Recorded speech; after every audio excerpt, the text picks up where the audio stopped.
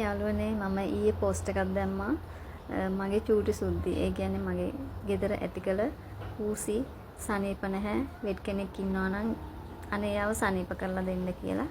ඉතින් ඒකට ගොඩාක් අය මට කමෙන්ට්ස් දාලා තියෙනවා. ඒ වගේම අද දවස් පුරාම කෝල් කළා.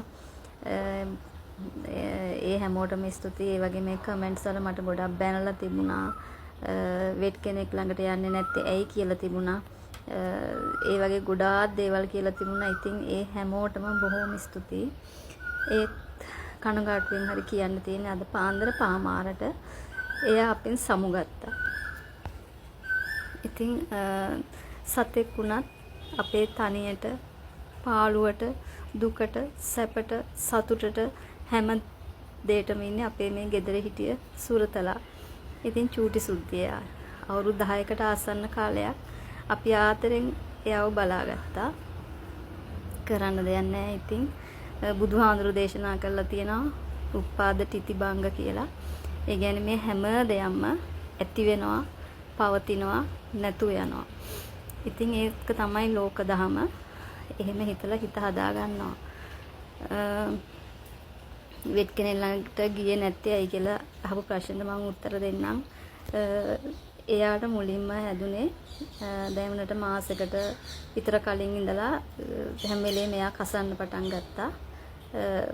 ඊට පස්සේ අපි වෙට් කෙනෙක් ළඟට මාසෙකට විතර පස්සේ තමයි යන්න තීරණය කරලා එක්කගෙන ගියාම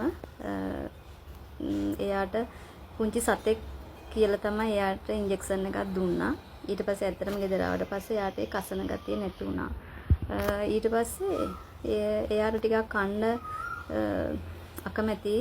ඒ වුණාට මාස 3-4ක තිස්සේ ඉඳලම කැට් ෆුඩ් සිරල්ට විතරයි එයා පුරුදු වුණේ. ඒ කියන්නේ පුංචි දවස්වල ඉඳලා මාළුයි බතුයි සාලුයි වගේ කෑව එයා අන්තිමටම කැට් ෆුඩ් වලට ඇඩික් වුණා. මං හිතන්නේ ඒ අර වෙන කිසි දෙයක් කන්න නැති තත්යකට ගියා. ඊට පස්සේ ඉතින් කරන්න දෙයක් නැති නිසා කැට් ෆුඩ්ස්ම දුන්නා.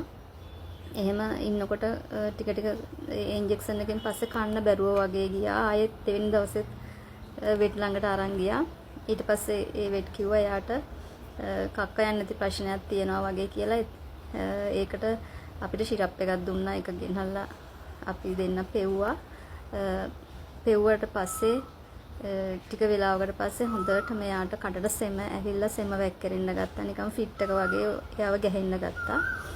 ඊට පස්සේ ආයේ තුන්වෙනි දවසේ ડોක්ටර් ඉන්නේ හවස 2ට මෙතන කෝට් ඉන්න වෙට්. තුන්වෙනි දවසෙත් එයාව හරියට මෙතෙන්ට ගෙක්කගෙන ගියා. එක්කගෙන ගියාට පස්සේ වෙට් කිව්වා මේ තව ඉන්ජෙක්ෂන් එකක් දුන්නා. සේලයින් දුන්නා. එතකොට එයා ගොඩක් දුර වෙලා හිටිය නිසා ඒ ඉන්ජෙක්ෂන් එක දුන්නේ අර ෆිට් එක වගේ කටට කෙල උණ ගතිය නැති කරන්න කියලා. එතකොට ඒකෙන් පැයකට පස්සේ ડોක්ටර්ට කෝල් කරලා කියන්නත් කිව්වා. ඉතින් ඇත්තටම ගෙදර එක්කගෙන ඇහිලා පැයකින් එයාගේ සෙම වැක්කිරෙන ගතිය ෆිට් එක අඩු වුණා. ගොඩාක් අඩු නැති වෙන තත්ත්වෙටම අඩු වුණා. ඊට පස්සේ වෙට් කෝල් කරලා කිව්වා එහෙනම් ඕකේ කියලා කිව්වා. ඒ වුණාට ඒ ඉන්ජෙක්ෂන් එකෙන් පස්සේ යාට සාමාන්‍ය යාගේ ක්‍රියාකාරීත්වය හැමදේම නැති වුණා. අඩියක් දෙකක්වත් ඇවිද ගන්න බැරි වුණා. එකම තැන තිබ්බ තැනම හිටියා. ඊට පස්සේ ඇත්තටම ඒ ඉන්ජෙක්ෂන් එක සමහරට එයාගේ කිඩ්නි ෆේලියර් එකක් තියෙන්න ඇති. ඒවා ඔක්කොම වැඩි වුණා. වැඩි වුණාට පස්සේ ඊට පස්සේ තවත් අපිට එයාට දුක් දෙන්න බෑ. වෙට් ළඟට ගිහිල්ලා සේලයින් දීලත් එයාගේ හැමට ඉදින සේල් දාන සේලයින් එක නිසා ඒක සම්පූර්ණයෙන්ම ගොඩාක් අර ඉදිමෙනවා වගේ වෙනවා. ඊට පස්සේ ඒවා නෝමල් වුණා. නෝමල් වුණාට එයා අසාධ්‍යමයි කියලා තේරුණායි පෙරේද වගේ වෙද්දි. ඉතින් මගේ මහත්තයා මටත් වැඩි ආදරෙයි චූටි සුද්දි කියාගත්ත ගමන් ඉන්නේ. ඉතින් අපි දෙන්න ගෙදරින් එළිය කොහේ ගියත් මම නෙමෙයි එයා කෝල් කරලා අම්මගෙන් අහනවා 10 සැරයක් විතර චූටි සුද්දි ඉන්නවද කොහෙද ඉන්නේ? රැට එයා කවදාවත් එළියට දැම්මේ නැහැ. එයාව ගෙදෙට්ට ගන්න අතුරට ගන්න කන්න දුන්නද? ඉතින් පුදුමාකාර ආදරයකින් හැදුවේ මේ වේදනාව. ආදරෙන් සත්තු සුරතුරුන් නැති කරන, ගෙවල් වල සුරතුරුන් නැති කරන හැමෝම දන්නවා ඇති. මේ එක්කෙනෙක් නෙමෙයි මීට කලිනුත් කීප දෙනෙක්ම මෙහෙම නැති වුණා. ඉතින් මෙයා තමයි වැඩිම කාලයක් අපිත් එක්ක හිටියේ. ඉතින් එයාට ඇත්තටම කතා කරන්න බැරි එක විතරයි. හැමදේම දන්නවා. අපි දෙන්න වැඩ ඇරලා ඉද්දි එයා අපිව පිළිගන්න තමයි අපි එනකම් බලාගෙන ඉන්නවා පාරට වෙලා. ඉතින් මට අද දුක මට මැවි පෙනුණා එයා ඉන්නවා. එයා ඊට පස්සේ පොළවේ නිදා ගන්නවා බිම අපි වඩා ගන්නකම්ම. එයා වඩාගෙන තමයි ගෙදරට එන්නේ. ඉතින් ඒ වගේම අපි දෙන්න කොහේ ඈතක ගිහිල්ලා ආවත් දුර ඉඳලා එනකොට වාහනේ සද්ද එයා දන්නවා දොර වහලා තිබ්බත්. අම්මට එයා දන්නනවා දොර අරින්න කියන සංඥාව එයා දෙනවා. ඉතින් අපිට hina වෙයි සතෙකුට මේ තරම් නැහෙනවා කියලා. ඉතින් මේක ඇත්තටම උපාදානයක් කරගන්නව නෙමෙයි. ඒ වුණාට අපි කිසිම මාර්ගඵලයක් ලැබලා නැති නිසා මේ දුක වේදනාව කියන එක ඉතින් අපිට එහෙම නවත්ත ගන්න බෑ. පුදුම දුකයි.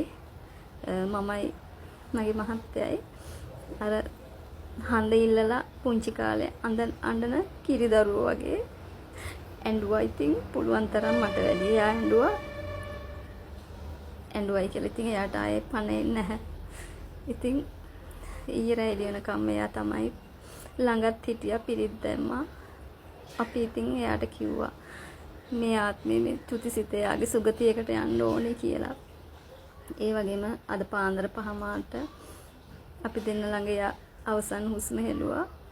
එයා ඒනට ගොඩක් අමාරුවෙන් නෙමෙයි මැරුණේ. එයා බොහොම නිදහසේ තමයි එයාගේ අවසන් සුසුම් හෙළුවේ. ඉතින් මට හිතන විදිහට එයා මම හැමදාම උදේ 5 මාට 6ට බුදුන් වඳිනවා, පෑන් තියනවා, මල් තියනවා, පහන් පත්තු කරනවා. එයා ඉන්නේ එක දිහාක බුද්ධ වන්දනාව කරන්නේ තව දිහාක. එයා හැමදාම ඒ වෙලාවට එතෙන්ට කොහේ හිටියත් එනවා. ඇවිල්ලා ඉතින් චූටි ස්ටූල් එක උඩට නැගලා මං වගේ මෙයා ඉඳගෙන ඒ දිහා බලාගෙන ඉන්නවා. මට ඉතින් තේරුණා හැමදාම මෙයා සංසාරේ බුද්ධ වන්දනාව කරන්න හුරු වුණ කෙනෙක්. එයා හරියටම මාත් එක්ක වඳිනවා වගේ හැමදේම කරනවා. ඉතින් මම හිතුවේ නෑ එයා මේ තරම් ඉක්මනට අපිව දාලා යයි කියලා. ඒ බුදුන් වඳිලා අන්තිමට මං එයාට ඇහෙන්න කියනවා චූටි සුද්දි මේ බුද්ධ වන්දනාව අහගෙන හිටියා. ඒ බුද්ධ වදනක් අහන පාරයක් පාසයක මහා කුසලයක්. ඉතින් එයාගේ මේ බුද්ධ වන්දනාවේ පින් කුසල් මේ ඇහෙන වචනයක් පාසා මෙයාට අනුමෝදන් වෙලා සංසාරේ අකුසල් කර්මයක් තියෙනවා නම් අහෝසි කර්ම බවට පත් වෙලා මේ සසරේ සතර අපායන් අත්මිදලා සුගතියකට ඉපදෙන්න මේ පිනම හේතු වේවා කියලා. මෙහෙම කියන්නේ චූටි සුද්ධි කියලා මං එයාගේ ඔළුව අත ගගා අන්තිමට. ඉතින් එතකොට මෙයා මැරෙන අදහසක්වත් තිබුණ නැහැ. එයා හොඳට හිටිය කාලේ මං හිතන්නේ මං ඒක කියන්නේ නැත්තේ එයා මෙහෙම ඉක්මනට අපිව දාලා යන නිසා වෙන්න ඇති. ඉතින් මම ආයෙත් කියන්නේ යාළුවනේ ඔයාලට එකක් තමයි කැට් ෆුඩ්ස් කියන එක එක දිගට දෙන්න එපා සුරතලොන්ට පූසන්ට. මොකද මෙයා කැට් ෆුඩ්ස් වලට මාස 3-4ක් තිස්සේ එක දිගටම ඒක විතරයි කෑවේ. ඒකේ මොකක් හරි උණයි කියලා අපිට තේරුණා. එයාගේ බඩ හැම වෙලෙම තද කරගෙන තමයි ඉන්න හැදුවේ. කොහේ හරි මුල්ලකට වෙලා කැට් ෆුඩ්ස්ම දෙන්න එපා. මොකද පර්ෂියන් කැට්ලට ඒවා හරි ගියාට ලංකාවේ ඉපදිච්ච බත් මාළු පිණි කාපු අයට එකපාරටම අරක හිත කර වෙන්න පුළුවන්. ඒ වගේම දෙවෙනි එක තමයි පුංචිම ලෙඩකට වෙට් ළඟාවට දුවන්න ලෑස්ති වෙන්නත් එපා. මට හිතෙන්නේ මම කිව්වා වෙට් ගාවට යන්න නැතුව ටිකක් බලමු. වෙට් ගාවට ගියාම එක බෙහෙත් දෙනවා. මේගොල්ලන්ට ඒව ඔරොත්තු දෙන්නෙත් නැහැ කියලා. ඒනට වැඩි හොඳට තමයි යාව වෙට් ගාවට එක්කගෙන ගියේ. ඉතින් පුංචිම ලෙඩකට වෙට් ගාවට යන්න එපා. මේ විශේෂයෙන්ම මේ පූසන්ට සෝබා දහමෙන් තමයි ඔයගොල්ලන්ගේ ලෙඩ සනීප කරගන්නේ. මට හිතෙන සමහර පූසොත් එයාට ලෙඩක් වුණාම කැලේ ගස් ඇතුළට ගිහිල්ලා දවස් 2-3ක් ඉඳලා ලෙඩේ සනීප වුණාම තමයි ආපහු එන්නේ. ඉතින් මේ කුප්පමේනිය වගේ කියන්නේ ඒක දිව්‍ය ඖෂධයක් පූසන්ට. ඉතින් ඒ වගේ සෝබා දහමත් එක්ක තියෙන දේවල් දෙන්න වෙට් ගාවට ගිහිල්ලා ඔරොත්තු නොදෙන බෙහෙත් දෙන්න යන්න එපා කියලා මං ඉල්ලනවා. ඒ වගේම කැට් ෆුඩ්ස්ම දෙනවා නම් ඕගොල්ලන්ගේ සුරතලොන්ට ඕගොල්ලෝ ඒක චුට්ටක් බලන්න. අපි හොඳටම දන්නවා චූටි සුද්දිට උනේ එකක් කැට් ෆුඩ්ස්. අනිත් එක වෙට් ළඟට ගිහිල්ලා දුන්නු බෙහෙත් වලින් තමයි එයා මෙච්චර ඉක්මනට නැති වෙන්නේ කියලා අපි දන්නවා. ඉතින් සංසාරේ ඉතින් අපි එනවා ඉන්නවා යනවා කොහෙන් එනවද කියලා දන්නේ නැහැ. මේ తాවකාලික නවාතැනේ මේ හම්බුණු සතා සිව්පාව පව අපේ